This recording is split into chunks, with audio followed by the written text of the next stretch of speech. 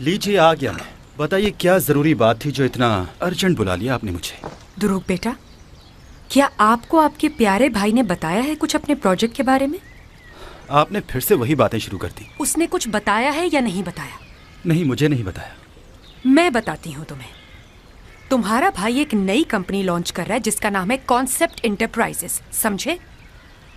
Concept enterprises? मतलब ये कि अब हमारा काम क्लॉथिंग प्रोडक्शन और डिजाइनिंग तक महदूद नहीं रहेगा, बल्कि अब साटे, फर्नीचर, एक्सेसरीज, बैग्स, शूज सब बनाएगा। वाह भाई, वाकई क्या बात है आपकी।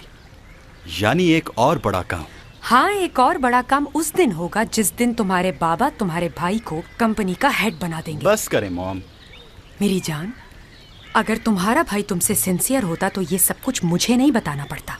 ये सिर्फ हीले बहाने हैं उसके। बस वो ये चाहता है कि तुम्हें भी ना बताए।